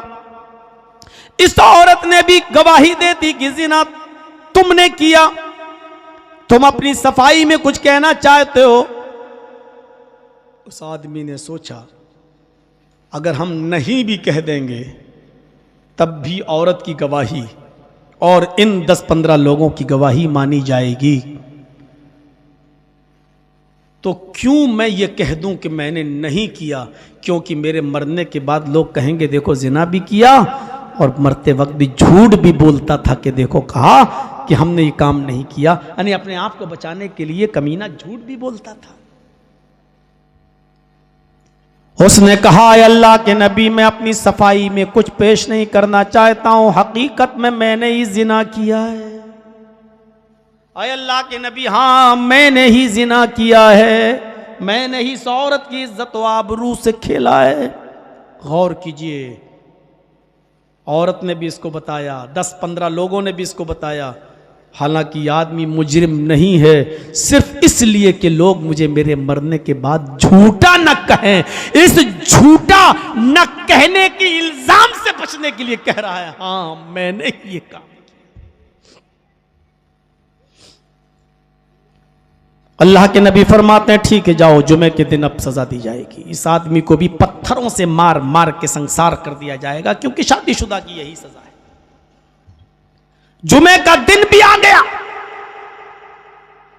वो औरत भी पहाड़ी पर चढ़कर देखने लगी। ये अल्फाज मुस्नद अहमद के हैं। मैं भी देखूं कि मेरी इज्जत लूटने वाले को कैसे मारा जाता है। आपने औरतों को भी इजाजत दे दी कि तुम भी सजा को देखो मर्दों से अलग, पहाड़ी पे चढ़ के पर्दे के साथ। यार भीड़ लग गई, भीड़। उस आदमी को लाया गया और चारों तरफ से पत्थर इकट्ठे कर लिए गए। जब चारों तरफ से पत्थर इकट्ठे कर लिए जाते हैं और उस आदमी को मारने की तैयारी होती है, तब उसी भीड़ में से एक आदमी दौड़ते हुए आता है और कहता है अल्लाह के रसूल आप अपना फैसला वापस ले लीजिए। अय अल्लाह के नबी आप अपना हुक्म वापस ले लीजिए, इस आदमी को सजा न दीजिए। ये आदमी जानी नहीं है, इस आदमी ने इस औरत की इज्जत नहीं लूटी। अल्लाह के रसूल ने कहा रुक जाओ। रुक गए। तुम्हें कैसे मालूम इसने इज्जत नहीं लूटी? कहा अल्लाह के नबी असल मुजरिम ये नहीं है, इस औरत की इज्जत से खेलने वाला मैं हूं। अय अल्लाह के रसूल उस औरत से जिना मैंने किया है। आपने कहा उस औरत को बुला के लाओ। वो औरत बुलाकर लाई गई। इन 10-15 लोगों से पूछा गया, ये कह रहा मैंने जिना किया और तुम कह रहे हो कि मैंने भागते हुए इसको पकड़ा। अब ये लोग कहते कि अल्लाह के नबी पकड़ा तो भागते हुए इसी को है मैंने, लेकिन जब पकड़ा था तो ये आदमी मुझसे ये कह रहा था कि मैं तो खुद किसी के पीछे दौड़ रहा हूं, मैं तो खुद मुजरिम को पकड़ना चाहता हूं, तो मुझे क्यों पकड़ रहे हो? कहा कि इसने ये बात कही थी कि हां। फिर उस आदमी से पूछा फिर तुमने मुझे ये क्यों नहीं बताया? कहा अल्लाह के रसूल कौन सुनता मेरी? औरत मुझे बता रही है जिनाकार, ये लोग मुझे बता रहे हैं। मैं चाहता था कि मर जाऊं लेकिन मुझे झूठा ना कहा जाए, इसलिए मैंने भी कह दिया कि मैंने किया है, लेकिन हकीकत यह है कि मैंने नहीं किया। आपने उस औरत से पूछा, फिर से देख इन दोनों को, ये आदमी कह रहा है कि मैंने नहीं किया और ये कह रहा मैंने किया, देख इन दोनों में से कौन है? उस औरत ने इसको देखा, फिर इसको देखा, फिर इसको देखा, फिर इसको देखा, कहती अल्लाह के नबी रात इतनी अंधेरी थी कि मैं पहचान नहीं सकती इन दोनों में से असल मुजरिम कौन है। अब ये अगर कबूल कर रहा है तो यही होगा, क्योंकि इस आदमी ने मुझसे भी कहा था कि मेरी बहन मैंने तुम्हारे साथ गलत काम नहीं किया, कहा तो इसने भी, लेकिन मुझे यकीन नहीं हुआ, मैंने सोचा कि बचने के लिए ऐसा कह रहा है। अब ये असल मुजरिम अगर कह रहा कि मैंने किया तो यही होगा। अय अल्लाह के नबी इसी को सजा दे। आपने असल मुजरिम को सजा के लिए तलब किया, वो पहले ही से मौजूद। इमाम तिर्मिजी किताबुल हुदूद में नकल करते हैं कि फिर उस आदमी को रजम कर दिया गया जो असल मुजरिम था। ये तिर्मिजी के अल्फाज हैं, लेकिन इमाम अहमद इब्न हंबल ने अपनी मुस्नद के अंदर नकल किया कि अल्लाह के नबी के सामने सच्ची गवाही देने वाला जब मुजरिम आया और उसने कहा कि मैंने जुर्म किया, मैं असली कातिल हूं, तो आपने फरमाया कि तूने वक्त पर आकर एक बेकसूर आदमी की जान बचाकर बहुत बड़ा नेक काम किया, तेरे जिना की सजा अल्लाह माफ करेगा। इस आदमी को बेकसूर को बचाने का इनाम मैं तुझे दे रहा हूं, और वो इनाम यह है कि मैं तेरी जान बख्श रहा हूं कि तूने एक बेकसूर आदमी की जान को बचा लिया। वक्त पर आकर एक बेकसूर की जान की हिफाजत हो गई, वरना वो बेचारा मारा जाता। जा, मैंने तुझे माफ कर दिया, तौबा कर जिना से, जो तूने किया अल्लाह तुझे माफ करेगा। मेरे भाइयों, सच्चाई इंसान को बचाती है और झूठ इंसान को तबाही और बर्बादी के दहाने पर खड़ा कर देता है। इज़ा हद्दसा कज़ब, सच बोलने वाला मोमिन है, और जो झूठ बोले बात बात पर वो मोमिन नहीं, मुनाफिक है। दूसरी चीज पर आइए, इज़ा हद्दसा कज़ब व इज़ा वादा अखलफ, जब वादा करता है तो वादा खिलाफी करता है। वादा खिलाफी करने वाला भी मोमिन नहीं है, मुनाफिक होता है, मोमिन नहीं। आप किसी से वादा कर लें, कभी कभी ऐसा होता, कोई घर बनाने वाला आया और उसने मकान, वादा हो गया इतने पे बनाओ, इतना ठीक है, अब उसके बाद में आप आनाकानी करें और मिस्त्री से और मजदूर से कहें साहब आपने अच्छा नहीं बनाया और ऐसा नहीं किया, वैसा नहीं किया, हम आपको 1000 रुपये नहीं देंगे, 700 रुपये देंगे, 600 रुपये देंगे। ये अहदो पैमान को तोड़ना है। मेरे भाइयों, बचिए इससे, जिससे जो वादा आपने किया है वादे को पूरा कीजिए। अल्लाह के नबी सल्लल्लाहु अलैहि वसल्लम जब सुलह हुदैबिया के मौके पर वादा कर रहे हैं कि इस साल हम जा रहे हैं, आइंदा साल आएंगे और 3 दिन से ज्यादा नहीं रुकेंगे, तलवार लाएंगे लेकिन मियान में रहेगी, मेरा आदमी तुम्हारे पास आ जाएगा और तो हम वापस करेंगे, और तुम्हारा आदमी मेरे पास आ जाएगा मदीना तो हम वापस करेंगे, और मेरा आदमी अगर तुम्हारे पास आ जाए तुम वापस नहीं करना चाहते तो मत करना। आपने यहां सिग्नेचर किए और कबूल कर लिया उनके एग्रीमेंट को। जिस वक्त आपने हजरत अली से सिग्नेचर करवाया और यह तो पैमान पूरा हुआ, वादा किया, उसी वक्त हजरत अबू जुंदल बेड़ियों में पड़े हुए काफिरों के चंगुल से किसी तरीके से बचते बचाते हुए आए और वहीं पर आकर गिर पड़े जहां मोहम्मद रसूलुल्लाह थे। उनकी पीठ देखी, कहीं ऐसी जगह खाली नहीं थी जहां चोट का निशान न हो, हाथ टूटे हुए, पैरों में चोट का निशान, पीठ पर कोड़ों के निशान, खून बह रहा है। आए अल्लाह के नबी, मैं किसी तरीके से छूट कर बचा कर आपके पास आया हूं, मुझे भी अपने साथ मदीना ले चलो, वरना ये काफिर मेरी हालत दुर्गत कर बना देंगे, बुरा हाल करेंगे। अल्लाह के नबी सल्लल्लाहु अलैहि वसल्लम ने कहा, अय सुहैल, क्या मैं अबू जुंदल को अपने साथ ले जा सकता हूँ? ये मुसलमान हैं। उन्होंने कहा मुआहिदा ख़त्म हो जाएगा, अभी अभी वादा हुआ है कि मेरा आदमी अगर आपके पास आएगा तो आपको वापस करना होगा, और आपका आदमी अगर मदीने से मक्का मेरे पास आएगा तो हम वापस नहीं करेंगे। अगर आप इसको अपने साथ लेकर जाना चाहते हैं तो मुआहिदा ख़त्म, कंप्रोमाइज खत्म। हजरत अबू जुंदल को अल्लाह के नबी कहते हैं कि अय अबू जुंदल, तुम्हें इनके साथ जाना होगा।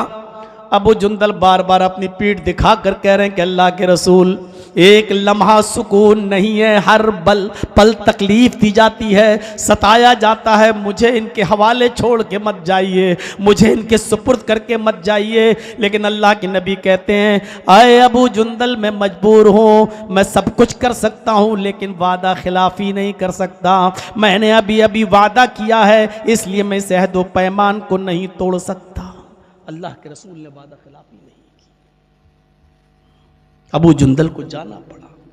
आपने कहा, अबू जुंदल सब्र करो, अल्लाह हमारे साथ है, इंशाअल्लाह कोई सबील निकालेगा।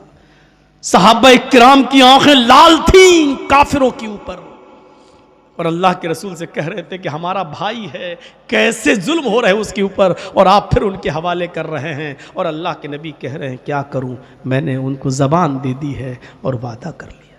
आज ज़बान की क्या हैसियत है, यहाँ तो रिश्तेदारियां छोड़ देते हैं।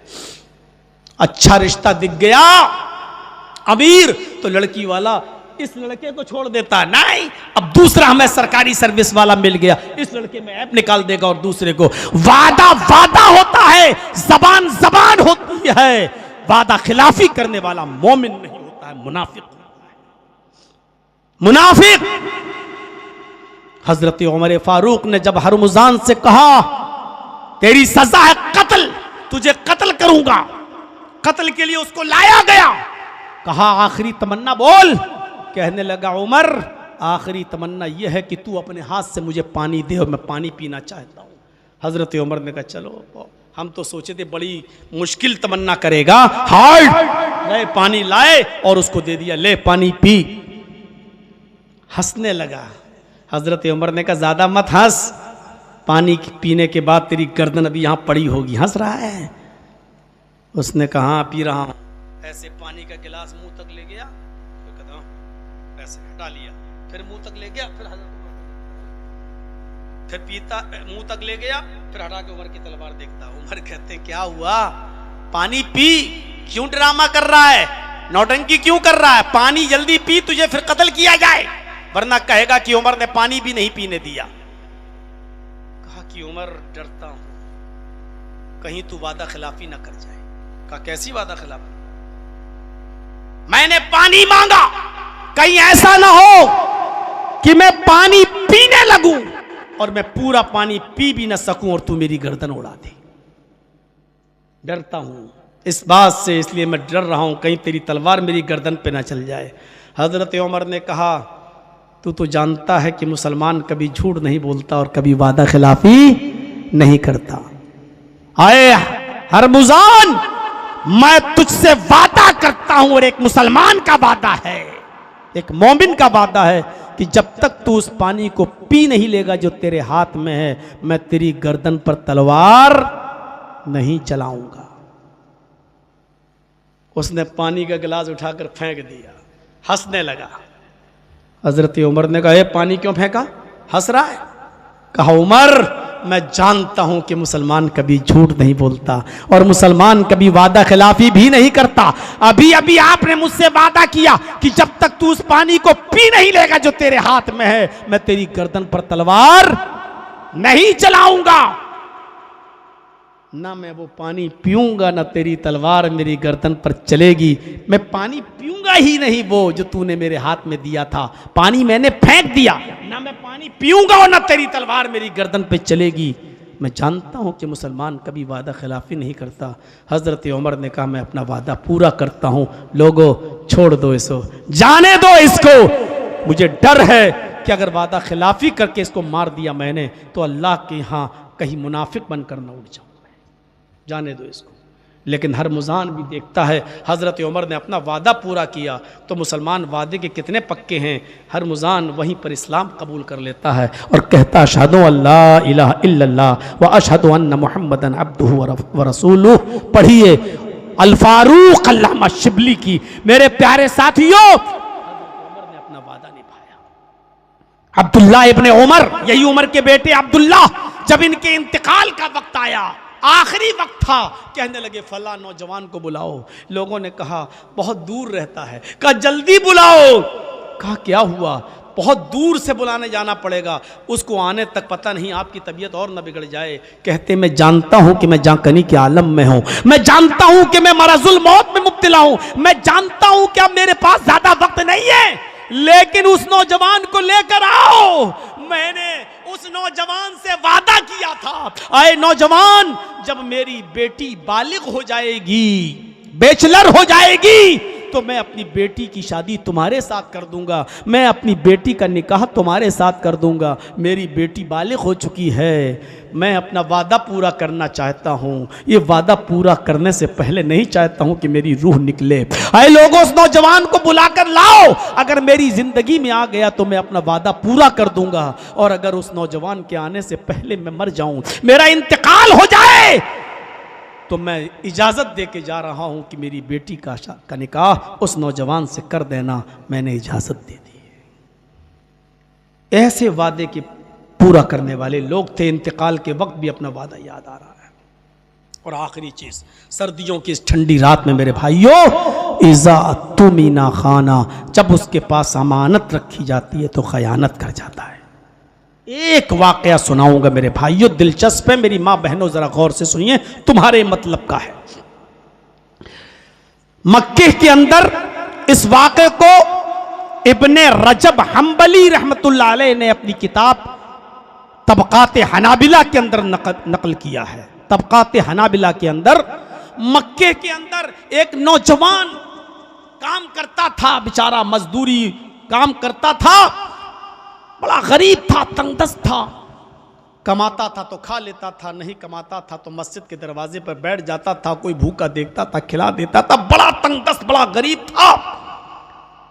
एक दिन वो बेचारा भूखा प्यासा किसी काम की तलाश में निकला, लेकिन भूखा था, शिद्दत से भूख लगी थी उसको, हार्ड हंगरी, बहुत सख्त भूखा था वो बेचारा। वो अपने घर से किसी काम की तलाश में निकला, उसको रास्ते में एक रेशम की थैली पड़ी हुई मिली। बहुत आसान उर्दू वर्ड इस्तेमाल करके आपके दिमाग में मैं अपनी बात बिठा रहा हूं, सुनिएगा। एक रेशम की थैली उसको मिली जो रेशम के धागे से बंधी हुई थी, रेशम के धागे से बंधी हुई थी।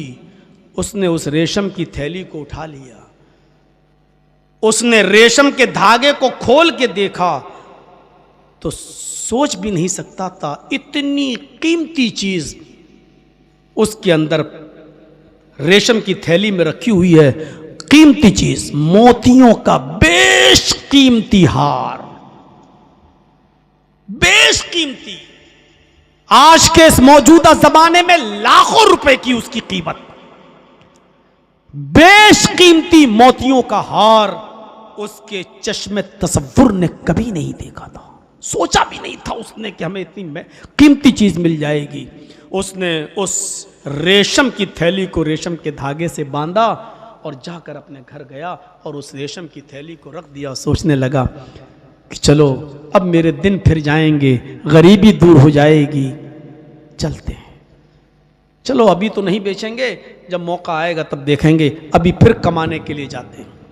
अजान का वक्त था, यह आदमी खाने काबा के दरवाजे पर पहुंचा, नमाज जुहर पढ़ के जब निकला काम की तलाश करूं तो एक बुजुर्ग को, एक बूढ़े आदमी को देखता है, एक बुजुर्ग को, एक बूढ़े आदमी को देखता है जो अपने हाथों में 500 अशरफियां लेकर कह रहे हैं, 500 अशरफियां अपने हाथों में लेकर कह रहे हैं, मैं ये 500 अशरफियां उस आदमी को दूंगा, उस शख्स को दूंगा तोहफे में जो मेरी रेशम की थैली मुझे वापस कर देगा। मेरी रेशम की थैली कहीं गुम हो गई है, जो मेरी रेशम की थैली मुझे वापस कर देगा, मैं ये 500 अशरफियां उसको दूंगा। इस नौजवान ने सोचा, लगता है कि वो रेशम की थैली इसी आदमी की है, चलो वैसे मुझे ढूंढना पड़ता, मुश्किल था, क्योंकि कोई भी चीज जो पड़ी हुई हो उसको 1 साल तक आप इस्तेमाल नहीं कर सकते हैं अपने ऊपर। उसको उसके मालिक के हवाले करना है, ढूंढना है, तलाश करना है। 1 साल तक। मौलाना साहब किन लोगों में बता रहे हो ये मसले? किन लोगों को? जिनको अगर 5 का सिक्का भी जमीन पे मिल जाए तो वो भी न दें और कम से कम 2-4 बीड़ी खरीद लें, एक पान ही खरीद के खा जाए उसका भी। 1 साल तक कौन हिफाजत करेगा? मसले किसको बता रहे हो आप? सही बात है, किन लोगों को मसले बता रहा हूं ये हमें भी सोचना चाहिए। सुनिए मेरे साथियों, उसने सोचा कि चलो असली मालिक मिल गया, अब हमें 1 साल तक उसके मालिक को नहीं ढूंढना है। और ये बेचारा अगर असली मालिक हुआ तो 500 अशरफियाँ दे देगा इनाम में मुझे तोहफे में, तो 500 अशरफियाँ भी मेरे लिए बहुत कुछ अहमियत रखती हैं। चलो इस बुज़ुर्ग को अपने घर लेके चलते हैं। उस बुज़ुर्ग को अपने घर ले गया और पूछने लगा कि बताओ तुम्हारी थैली कैसी थी? उसने बताया ऐसी थी, इस धागे से बंधी हुई थी और उसमें तकरीबन लगभग कमोबेश इतने इतने मोती थे। जो उसने पहचान बताई, टोटल पहचान के मुताबिक जो थैली थी वो इसी बुज़ुर्ग की थी। लाया, उठाया वो नौजवान और इस बुज़ुर्ग को दे दिया। लीजिए।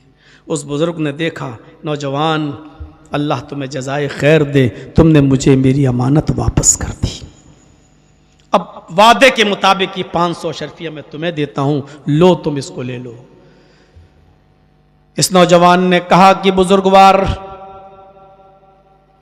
ये अमानत आपकी थी और आप तक पहुंच गई।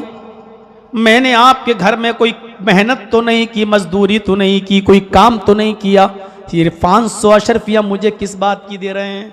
ये तो मेरी जिम्मेदारी थी कि असली मालिक तक उस थैली को पहुंचा दूं और अल्हम्दुलिल्लाह मुझे बगैर मेहनत किए हुए असली मालिक मिल गया। मैं ये तुम्हें दे दिया। 500 अशरफियाँ किस बात की? कहा मैं ये खुशी में दे रहा हूँ। कहा ये मुझे खुशी में क्यों दे रहे हो? इसलिए ही तो दे रहे हो क्योंकि मैंने तुम्हारी थैली वापस कर दी। कहा जी। कहा जो मेरी जिम्मेदारी थी वो मैं उससे सबको दोष हो गया, तो जब मैंने कोई मेहनत ही नहीं की तो ये 500 अशरफियाँ किस बात की? नहीं मैं नहीं ले सकता। का नौजवान तुम भूखे प्यासे हो, तुम गरीब हो, तंग दस्त हो, ये ले लो, काम आएगा। कहा मैं ये क्यों ले लूं जब मैंने कोई काम ही नहीं किया, कोई मेहनत ही नहीं की, मेरा दिल गवारा नहीं करता, मेरा ज़मीर मुझे इस बात की इजाज़त नहीं देता कि ये फ्री फंड में ऐसी बिना मेहनत के ये 500 अशरफियाँ मैं आपसे ले लूं, नहीं ले सकता। उस बूढ़े ने बहुत जिद की, बेटा ले लो, मैं खुशी से दे रहा हूं, दिल से दे रहा हूं। फरमाया अगर देना ही है तो जाओ, हमसे भी ज्यादा गरीब लोग पड़े हों उनको दे दो। मैं नहीं, मैं यही समझूंगा कि मैंने आपकी थैली वापस की, उसके सिले में आप मुझे दे रहे हैं। जो फर्ज था मेरे ऊपर वो मैंने किया, मैं उसका इनाम नहीं ले सकता। मुझे इसका इनाम जो अल्लाह देगा वो मैं लूंगा, आपसे नहीं ले सकता।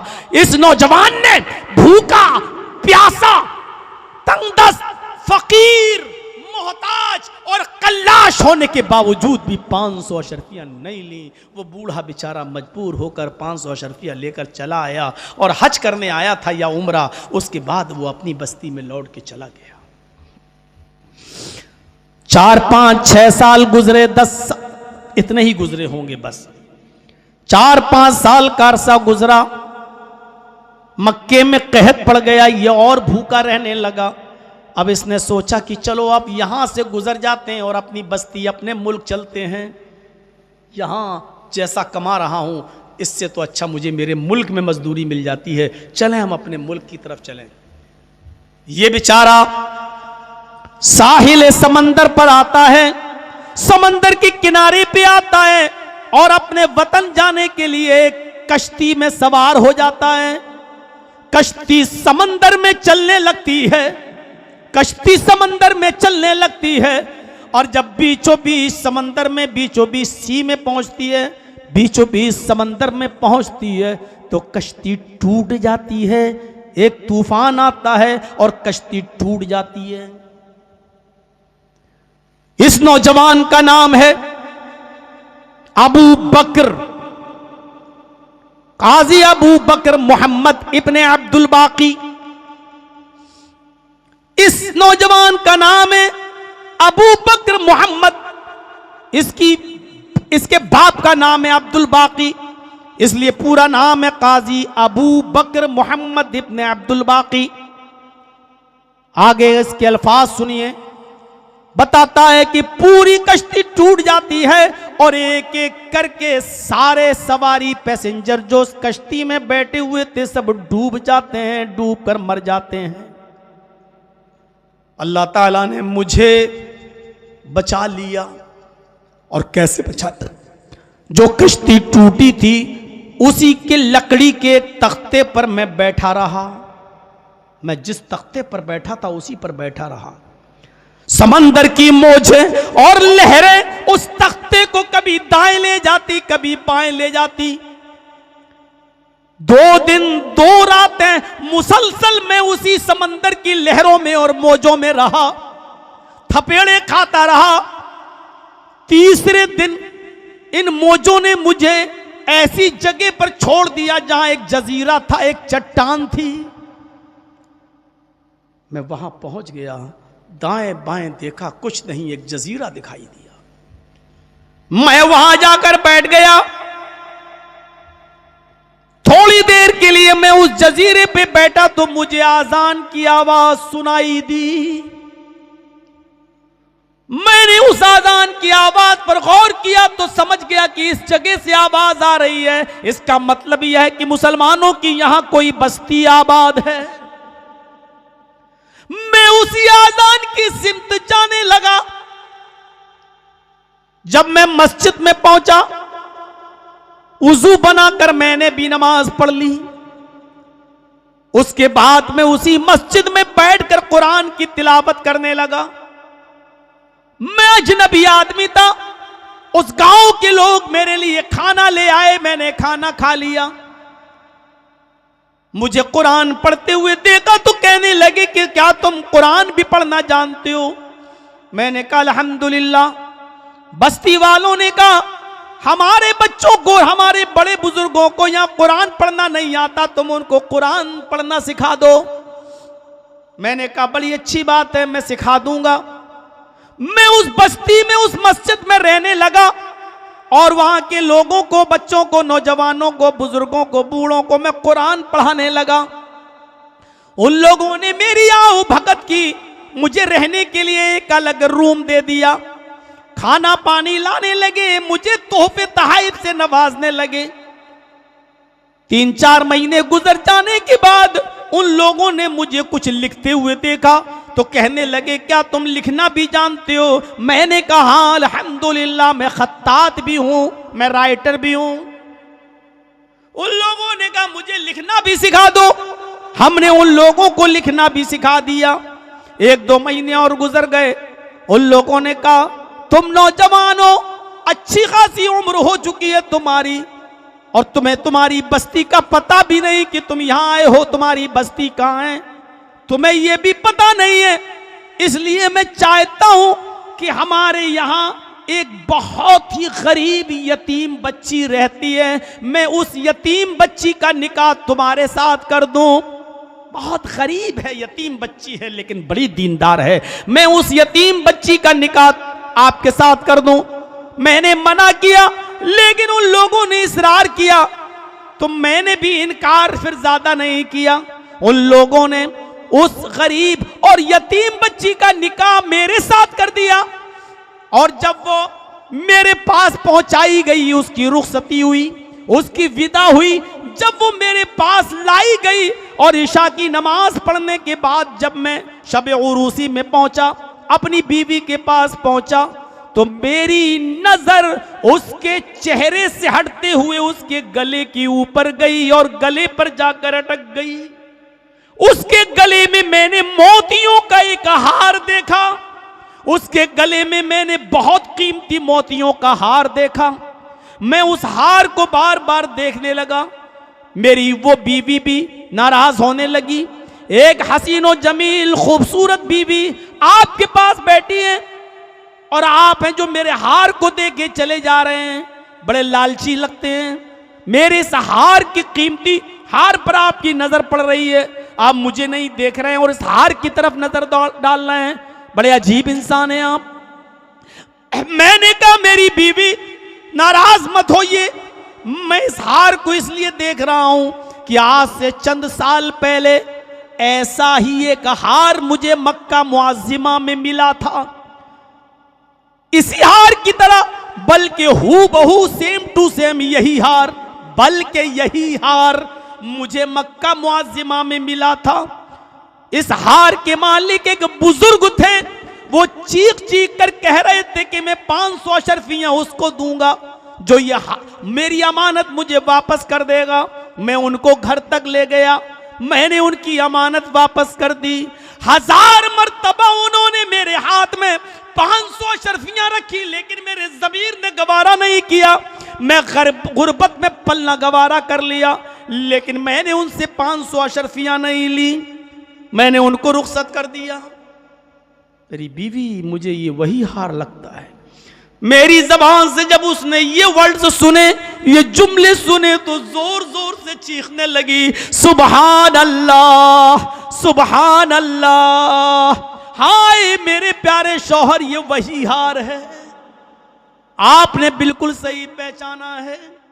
यही हार मक्का मुआज़िमा में खोया था। इस हार के मालिक मेरे बाप थे। वो बुजुर्ग जिसको आपने वो हार लौटाया, वो मेरे वालिद थे, मेरे बाप थे।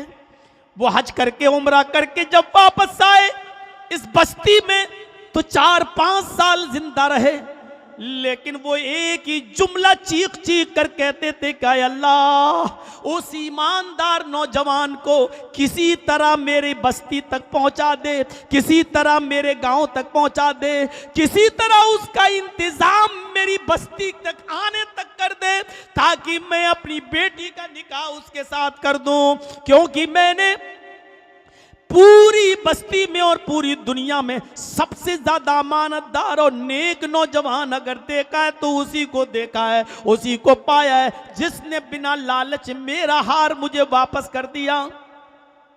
वो ये दुआ मांगा करते थे और आज वो इस दुनिया में नहीं, इंतकाल कर गए हैं, लेकिन अल्लाह ताला ने तुम्हें इस बस्ती तक पहुंचाया। मेरे बाप की दुआ अगरचे मरने के बाद कबूल हुई, लेकिन मेरे बाप की दुआ कबूल हुई और मेरे बाप आपसे ही मेरी शादी कराना चाहते थे।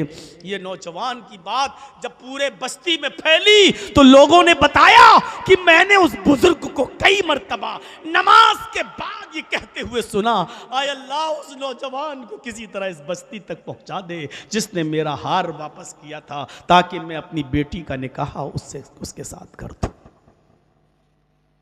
ये होती है अमानतदारी की बरकत। कीमती हार भी मिला, साथ में खूबसूरत बीवी भी मिली, मस्जिद की इमामत भी नसीब हुई, तोहफे तहाइफ भी मिले और अमानतदारी का सर्टिफिकेट भी मिला। लोगों की अमानतों को उनके हवाले कर दो, उनके साथ बेईमानी नहीं होनी चाहिए, गसब नहीं होना चाहिए, लूट नहीं होनी चाहिए। ये मोमिन की अलामत है। और जो लोगों का अमानतों में खयानत कर जाए, खा जाए, वो आदमी बेईमान है, मुनाफिक है, मोमिन नहीं है। अल्लाह ताला से दुआ है कि अल्लाह आलमीन हमारी खताओं को माफ़ फरमा दे, हमें नमाज की तौफीक अता फरमा, लेकिन सुस्ती से नमाज पढ़ने से हमें बचा ले, काहिली वाली नमाज से हमें नजात अता फरमा, दिखावे की नमाज से हमें नजात अता फरमा। बारे बारे इलाह हमें सच बोलने की तौफीक अता फरमा। इलाह आलमीन हमें वादा निभाने की तौफीक अता फरमा, हमें अमानतों को अदा करने की तौफीक अता फरमा। जब तक ज़िंदा रख, इस्लाम पे ज़िंदा रखना, जब हमारा ख़ात्मा हो तो ईमान पर ख़ात्मा फरमाना। वमा